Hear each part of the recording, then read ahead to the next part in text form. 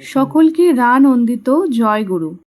আমরা অনেক সময় শোনা কথার উপরেই বিশ্বাস করি, কিন্তু নিজের চোখে সত্যটা দেখি কি?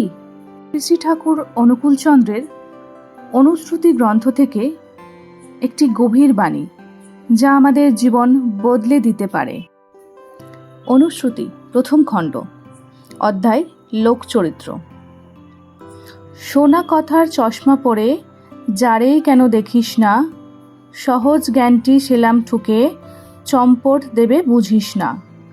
শোনা কথায় মন টলে যার, ভেবে যাদের মন দেখে, প্রত্যাখ্যাতে অনাস্থা যার, কানে যারা চোখ রাখে, মিত্র রুষ্ট আপদ দুষ্ট পাওয়াই পরে বাজ, দুনিয়া তাদের টিটকারি দেয়, সাজায় হরির রাজ।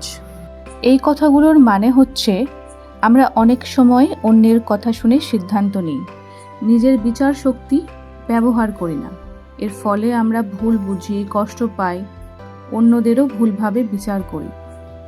আজকের দিনে সোশ্যাল মিডিয়ায় আমরা যা দেখি বা শুনি সব কিছুই সত্যি নয়। তাই ঠাকুর আমাদের শিখিয়েছেন নিজে বুঝে বিচার করে তারপর সেটা বিশ্বাস করতে। সুতরাং শোনা নয়, বোঝা শিখুন, তবেই সত্যকে পাবেন। জয় গুরু।